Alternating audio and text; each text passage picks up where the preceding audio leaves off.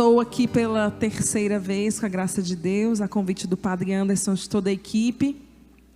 Me chamo Gabriela Carvalho, venho lá de Brasília, Distrito Federal.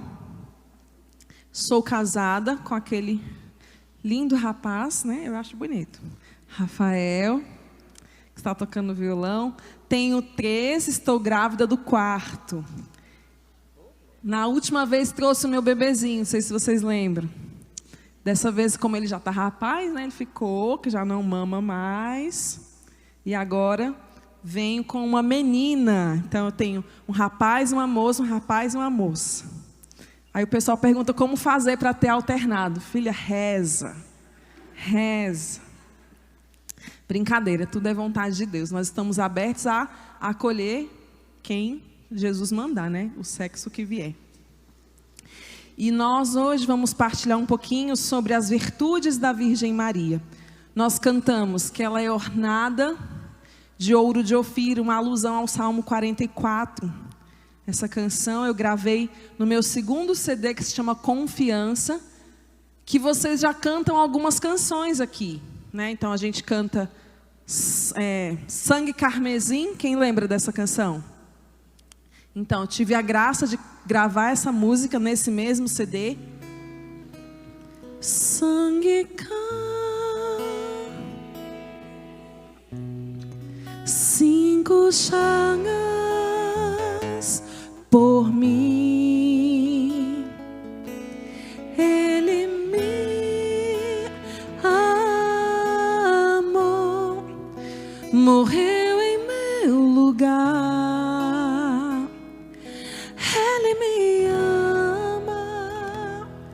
E eu amo essa canção porque a devoção mariana não tem sentido nenhum se nós não formos a Jesus, se ela não nos levar a uma maior intimidade com Jesus. Então, por que ser devoto de Nossa Senhora? Vocês já ouviram muito isso essa semana, mas não custa repetir. Ela é um modelo perfeito, ela é forma Dei. Nela, todos que se modelarem, que se adequarem, que se espelharem nela, vão alcançar a perfeição para agradar Jesus. Então toda a nossa devoção mariana não se encerra em Maria. Maria não é uma deusa, Maria não é o centro da nossa fé. Maria é um lugar seguro, um caminho seguro para chegar até Jesus. Jesus é o centro e o objetivo principal que nós todos cristãos devemos alcançar. Só que olhar para Jesus somente pode nos causar uma certa angústia de pensar, meu Deus, será que eu vou conseguir? É um modelo tão perfeito. Jesus me pede coisas que talvez eu ainda não consiga viver. Então olhar para a Virgem Maria é olhar para alguém que é humana como eu, mãe, esposa, filha, e que me fornece diariamente sinais concretos de como eu posso aplicar, de como eu posso vivenciar tudo aquilo que eu escuto na palavra, tudo aquilo que eu vejo nos sacramentos, tudo aquilo que eu espero viver na minha fé cristã. Então a Virgem Maria é esse modelo perfeito que nos leva a pensar, não é impossível ser santa, porque Maria, ela viveu uma vida muito difícil, uma vida muito atribulada, e ela conseguiu. É claro que ela já foi preparada para isso, Maria já foi concebida sem pecado, mas mesmo sendo pura, mesmo sendo imaculada, Maria passou pelos mesmos perrengues que todos nós, e em todos eles ela conseguiu viver perfeitamente a vontade de Deus. E quando nós olhamos para a Virgem Maria, São Luís Maria Grignion de Montfort, que também já foi muito falado aqui, ele vai nos dizer, Deus reuniu todas as águas e fez o mar. Reuniu todas as graças e fez Maria. Então nela nós encontramos todas as virtudes que nós precisamos para sermos santos. Sem virtudes nós não vamos crescer na nossa ascese, no nosso crescimento espiritual. E o que é virtude? Virtude é aquilo que vem de dentro para fora. O anjo olhou para a Virgem Maria e disse o que para ela? Ave cheia de graça. E se o anjo Gabriel, que é boca de Deus, que é o próprio Deus falando, olhou para a virgem e disse: ave cheia de graça, eu me pergunto, se o anjo Gabriel chegasse hoje para você e olhasse para você, o que ele diria? Qual virtude ele enxergaria em você? Em mim? Por isso que nós precisamos crescer no exercício das virtudes, porque são graças que Deus nos dá, é claro, mas também existe o nosso esforço, a nossa consciência de que nós precisamos melhorar, de que nós precisamos trabalhar áreas da nossa vida e que nós precisamos mostrar para o mundo frutos desse exercício interior. As virtudes são um exercício interior que vai resultar em atitudes exteriores. Não basta eu querer praticar a virtude só exteriormente. Vai ser um exercício vão, vai somente me condenar ainda mais, porque eu vou estar fazendo para mostrar para os outros, e não é esse o objetivo. O objetivo é fecundar uma vida interior, fecundar uma vida de oração, fecundar uma vida na graça, fecundar as virtudes dentro do meu coração em primeiro lugar, e isso vai se tornando algo tão real, tão vivo, que eu vou transbordando essa graça para todos que estão perto de mim. É bom conviver com uma pessoa virtuosa. É bom conviver com uma pessoa honesta, uma pessoa justa, uma pessoa que tem fé, esperança, caridade, as virtudes teologais, as virtudes cardeais. É bom demais conviver com alguém que se esforça para ser melhor a cada dia. Isso independente de religião. Imagina motivados ainda pela fé. Faço isso por amor a Deus. E isso me faz fazer coisas que eu não preciso necessariamente mostrar, mas que eu e Deus sabemos o quanto eu luto todos os dias para ser uma pessoa melhor. A primeira virtude, então, que vai coroar Nossa Senhora, como vocês viram ontem nas pregações da tarde e da noite com os sacerdotes que pregaram para nós, sobre a coroa de 12 estrelas do Apocalipse, que Apocalipse em João em Apocalipse vai narrar que uma mulher vestida de sol, com a lua debaixo dos pés, coroada com 12 estrelas. Essa coroa, essas virtudes que vão ornamentar, que vão embelezar a Virgem Maria, também são para nós um caminho que nós também devemos imitar. Tem gente imitando coisas do mundo, influencers aí no Instagram e tantas coisas. Mas nós devemos, primeiro, colocar a Virgem Maria como nosso primeiro modelo. E uma virtude que, uma das, né? A igreja não tem assim um número oficial. Ah, são 7 virtudes, são 8, são 9, são 10. São inúmeras. Eu vou elencar algumas. Mas tudo que ela fez na terra espelha as suas virtudes. A paciência, a primeira virtude que eu trouxe hoje para a gente partilhar. A paciência da Virgem Maria é algo heróico, é algo que nós também podemos alcançar. Nossa Senhora passou por muitos momentos estressantes, momentos de dor, momentos de tribulação, e em tudo ela suportou com paciência. Quem que já perdeu a paciência alguma vez na vida? Teve gente que ficou com vergonha de levantar a mão. Quem aqui já perdeu a paciência uma vez na vida? Ah, muito bem. O padre não é padre?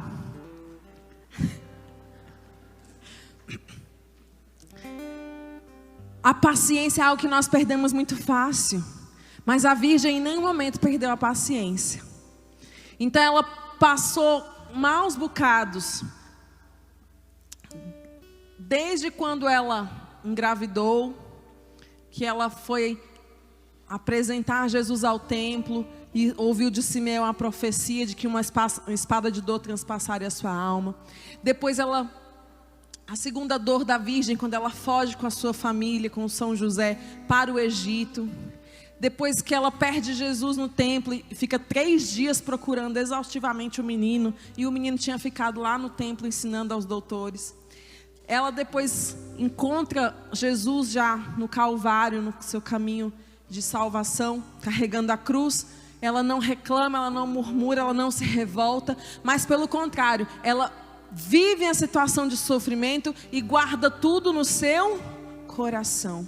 E medita, esperando em Deus e procurando na meditação, na oração, entender quais seriam os motivos pelo qual Deus permitiu que ela passasse por tal sofrimento, sem questionar, sem reclamar, mas na meditação e na oração ela encontra as respostas e ela vive com paciência as demoras de Deus e os sofrimentos de Deus. Então, como que eu e você podemos imitar essa virtude? Mantendo a paciência, tendo calma, serenidade, principalmente controle emocional. Quantos de nós estamos desequilibrados emocionalmente? Uma situação que vem, eu já perco a paz, eu já começo a ter crises de ansiedade, de choro, de depressão, de pânico. Então nós precisamos olhar para a Virgem e pedir a ela essa graça de sermos centrados, equilibrados. Isso é uma virtude essencial e urgente para o nosso tempo. Um mundo que não tem paciência, um mundo que tudo é apressado, tudo é para ontem, onde eu não tenho paciência para ouvir os outros, para ler a bula do remédio, para ler o rótulo do aparelho que eu comprei. Eu quero tudo fácil, mastigado na hora. Não tenho paciência para ouvir o padre na homilia, para rezar um terço até o final, um rosário nem se fala. Nos falta paciência. Nós nos devemos propor firmemente, passar por todas as contrariedades que vão aparecer durante o nosso dia, sem reclamar, sem murmurar. Isso é ter paciência. Não é uma paciência de uma pessoa morta que espera tudo acontecer, cair do céu. Não é isso. Você está ativo, você está vivendo, mas sabendo que ali alguém está no controle de tudo. Aparentemente eu não entendo o que está acontecendo, mas eu sei que Deus tem um propósito com aquele sofrimento que eu estou passando. E a murmuração, ela vai ser uma das principais causas de pecado, onde eu preciso domar a minha língua. Tem gente que reclama e nem percebe mais. A murmuração se tornou um hábito. Tem gente que reclama, nem queria reclamar, mas já está reclamando. E nós precisamos ver, por exemplo, na passagem de Mateus 12, 36, 37. Eu digo que no dia do juízo, os homens haverão de dar conta de toda palavra inútil que tiverem falado. Pois por suas palavras serão absolvidos e por suas palavras serão condenados. Quer saber se uma pessoa está com Deus? Observe as suas palavras. Ela louva ou ela reclama? Ela fala mal ou ela fala bem? Ou ela não fala nada? Às vezes é melhor a gente se calar, mas a gente não pecar. Tem gente que fala demais. Por que eu tenho que dar opinião de tudo? Por que eu tenho que saber de tudo? Por que eu tenho que dar conta de tudo? Olhemos para a Virgem Maria. Ela era silenciosa. Às vezes nem é para a gente pecar, mas a gente fala tanto que a gente acaba pecando. Então, isso não é só coisa de mulheres, não. Ah, mulher que fala demais. Não, eu conheço homem que fofoca mais do que mulher. Isso não é uma coisa de gênero. Isso é uma coisa do ser humano. Essa necessidade de falar, de ser ouvido, de ter atenção. Então vamos pedir à Virgem Maria que nós estejamos mais centrados em Deus do que em nós, do que na nossa opinião, naquilo que a gente pensa. E sobre a paciência eu quero contar algo que eu vivi, que eu vivi pacientemente, sofri pacientemente, e Deus, no momento certo, me retribuiu, não sei se é essa a palavra, mas todo sofrimento que a gente passa pacientemente, sem reclamar, Deus não deixa passar em vão. Então, quando eu estava no início da minha caminhada, cantava no Ministério de Música do grupo de oração, e não tinha quem carregasse o som, porque o som do grupo de oração não era o mesmo som da missa, então tinha que ser montado e desmontado, tanto ao final do grupo, tanto no começo quanto no final. E eu tinha 15 para 16 anos, tinha disponibilidade de tempo para buscar o som, ajudar a montar, mas não tinha carro, porque nem dirigia. Mas nós conseguimos lá no grupo de oração um benfeitor que nos emprestou um reboque. Vocês sabem o que é reboque? É tipo uma carroceria que você prende atrás do carro. No caso não tinha carro, então eu e o Wagner, que era o outro rapaz do violão, a gente ia lá na casa do moço que emprestou o reboque, pegava o reboque vazio, botava nas costas, puxava o reboque, levava para o grupo, para a casa da coordenadora, enchia com as caixas de som, mesas, coisas, potência, levava para a igreja, montava o som, tocava no grupo de oração, desmontava ao final, botava no reboque, levava para a coordenadora, esvaziava e ia para a casa do moço devolver o reboque. Chegava em casa 10h30, 11 horas, feliz da vida, porque a graça que eu recebi no grupo de oração eu nem ligava pelo fato do reboque. Só as costas que doíam um pouco, né? Mas foram 5 anos puxando o reboque. E eu vivi pacientemente, eu e o ministério, né? Aquela situação. E foram anos tão fecundos no nosso ministério, na nossa pastoral, naquilo que a gente se propunha a viver, que depois desse tempo eu fui fazer uma experiência vocacional e depois gravei um CD, nem pensava em gravar CD também. E hoje, quando eu viajo pelo Brasil, e eu já fui em quase todos os estados do Brasil, e eu vejo o carinho com que as pessoas me recebem, a qualidade do som dos lugares que eu vou, quando eu tenho a oportunidade de cantar com pessoas que eu admiro, de gravar um CD, coisas que eu nunca imaginei na vida, principalmente nessa época do reboque, nunca imaginei que estaria, por exemplo, aqui hoje com vocês. Mas por ter suportado pacientemente essa provação, a abundância de graças na minha vida foi muito maior.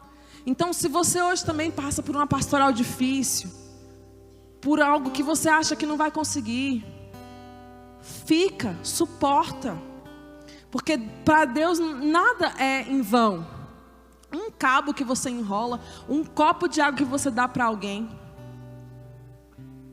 Então, são essas pequenas virtudes que nós temos que nos sacrificar, nos mortificar, para deixar a graça de Deus ser maior em nós. Outra virtude da Virgem Maria, a oração contínua. Ela nunca estava ociosa. A Virgem Maria estava sempre imersa em Deus. A Virgem Maria, ela estava constantemente em oração. Ela estava lá, arrumando a casa, estava em oração. Ela estava no lazer, ela estava em oração. Oração contínua não é ficar dentro da igreja de 7 da manhã a 9 da noite, participar de não sei quantas pastorais. Não é isso. A oração contínua é fazer do seu trabalho um local de santificação, dar testemunho com a sua vida para as pessoas que estão ali com você. Porque é sendo uma boa mãe, sendo uma boa esposa, sendo uma boa filha, é que eu vou estar sempre em oração, sempre conectada com Deus. A virtude que mais chama a atenção na Virgem Maria, que nós mais ouvimos falar, a obediência. O anjo apareceu à Virgem Maria, e qual foi a resposta que ela deu para o anjo? Eis aqui a serva do Senhor, faça-se em mim segundo a vossa palavra. Então a Virgem Maria tem paciência, oração contínua, obediência. Obediência significa me esvaziar de mim, me esvaziar dos meus quereres, me esvaziar das minhas certezas, me esvaziar das minhas seguranças e colocar a vontade de Deus, o querer de Deus, a segurança em Deus em primeiro lugar. Assim como ela, também deixou de lado seus projetos, também deixou de lado seus sonhos, para aderir a um projeto que não era dela, mas que ela disse sim. E à medida que o projeto foi se concretizando, aí mais ela foi mergulhando e aderindo e vivendo, a ponto de se tornar corredentora da graça. A obediência da Virgem Maria, ela é espelhada na obediência perfeita do próprio Jesus, que em tudo foi obediente ao Pai. E que nós também possamos espelhar-nos na Virgem Maria na obediência. Obediência aos nossos sacerdotes, obediência aos nossos superiores, obediência aos nossos pais, obediência à nossa igreja. Gente, é duro, mas é a verdade. A nossa igreja, ela não é democrática. A gente não vai na urna e vota. Não, a nossa igreja, ela é hierárquica. Existe uma cadeia hierárquica e nós temos que encontrar o nosso lugar. É claro que existe uma obediência dialogada, que nós somos seres pensantes, que nós vamos dar a nossa opinião, mas vai ter uma hora que o pastor vai falar algo que a ovelha não vê, e que nós como ovelhas temos só que obedecer. Eu não tenho que trocar de paróquia toda vez que o padre fala algo que eu não concordo ou que eu não gosto, porque isso é o meu orgulho em primeiro lugar. Eu tenho que me abaixar e entender e acolher e confiar que a vontade de Deus se expressa através de alguém. Esse alguém não é perfeito, é um pecador como eu, mas o próprio Jesus foi entregue nas mãos dos pecadores. Olha quem julgou Jesus, gente, Caifás, corrupto. Olha quem Jesus se deixou entregar, porque ali na paixão ele tinha o controle de tudo. E ele mesmo disse, se eu quisesse, desceriam anjos do céu agora e me tirariam daqui, mas eu faço a vontade do meu Pai. Fala com outras palavras, mas é isso que ele quer dizer. Então a obediência, ela nos santifica e ela é uma das virtudes que mais agrada o coração de Deus. Certa vez nesse caminho vocacional que eu fiz, junto à Fraternidade de Aliança Toca de Assis, fiz 5 anos de caminho com as irmãs. E lá em Brasília mesmo, aos finais de semana eu dormia na casa das irmãs, para experimentar como era a vida delas, a regra de vida, a rotina, a vida de oração, as laudes, vésperas completas, tudo eu rezava com elas. E aí nesse dia a irmã superiora, que nós chamamos guardiã, pediu que eu e uma outra irmã fôssemos à feira pedir aos feirantes restos de verduras em bom estado para a gente poder tirar alguma parte que desse para comer e fazer a nossa refeição, porque esse carisma que eu fiz caminho é um carisma franciscano de extrema pobreza, então faz parte da rotina delas essa vida de austeridade. Fomos eu e essa irmã à feira, batemos lá em todas as bancas, ninguém tinha nada para nos ajudar. E aí, já estávamos indo embora, quando a gente avistou um container do lado de fora, um container de lixo. E a irmã falou assim, Gabriela, vamos dar uma olhada se a gente não encontra umas caixas com tomates, mamão, porque são frutas e verduras que dá para você cortar um pedaço e ainda dá para comer. E aí fomos lá, mexendo lá no lixo. E eu estava fazendo experiência vocacional, então eu morava com os meus pais, estudava na Universidade de Brasília na época, tinha uma vida até tranquila. Eu me sujeitar àquilo já foi algo assim chocante para mim, porque quando você mexe no lixo, você se torna o próprio lixo. As pessoas passam, olham, julgam. Mas, como eu queria muito fazer aquela experiência, eu me submeti àquela situação e estávamos todas felizes porque a gente estava encontrando muita coisa boa. E aí a gente pegou o que a gente achou no lixo, colocamos na sacolinha, fomos para casa. Quando a gente chegou em casa, a gente entregou a sacola para a nossa superiora. E todo mundo ficou feliz porque tinha coisas que dava para aproveitar. Começou-se então a fazer a refeição, porque além das religiosas, a gente também alimentava os pobres de rua, que dependiam daquela comida. Não passou 15 minutos, a campainha toca. Um caminhão do mercado lá, da região, começou a descarregar uma compra enorme, com todo tipo de verdura, fruta, legume, tudo novinho, caixas e caixas e caixas e caixas. E não só verdura, mas arroz, feijão, comida que encheu a despensa, que a gente ficou assim, estarrecido. E naquele dia eu entendi o valor da obediência. Por quê? eu obedeci, fiz o que a minha superiora, que para mim naquele momento é voz de Deus, autoridade sobre mim, e Deus viu a minha reta intenção em fazer a vontade dele, e não deixou faltar nem para nós e nem para os pobres. Aí você pergunta, Deus se alegra em ver você mexendo no lixo? Não é isso. O principal da história não é como, mas que nós nos esforçamos para obedecer. E muitas vezes a providência de Deus na nossa casa também passa pela obediência. A providência de Deus numa paróquia também passa pela obediência. Você quer ter uma vida abundante, você quer ter uma vida cheia de coisas materiais, mas principalmente de coisas espirituais, de graças, obedeça. Esposo, obedeça a sua esposa. Esposa, obedeça seu esposo. Conversem, tenham unidade, tenham humildade, e vocês vão ver como as portas do céu vão se abrir na vida de cada um de vocês. Quantas graças nós deixamos de alcançar porque nós somos desobedientes, porque nós continuamos na vida velha, nós continuamos querendo fazer a nossa própria vontade.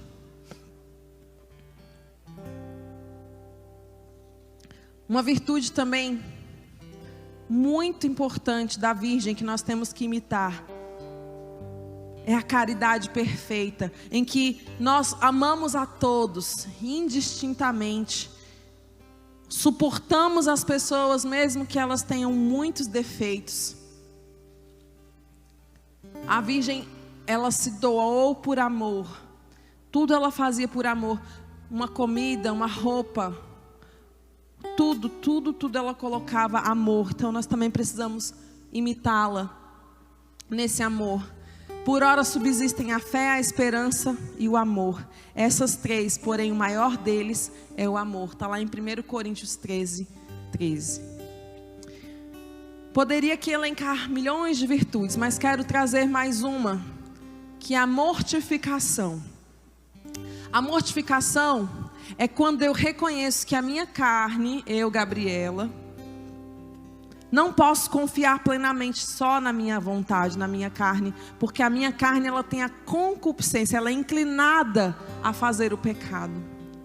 Então eu me mortifico para que eu alcance a purificação e a santificação. Eu quero trazer para vocês também, nós já vamos chegando ao final dessa palestra, dessa pregação. De tudo que eu aprendi da Virgem Maria, o que mais fica para o meu coração, como mãe, como esposa, é que nós devemos ter um coração adorador. Quando eu gravei essa canção, Ornada de Ouro de Ofir, quando eu gravei essa canção Me Ajude a Levantar, que nós cantamos no início,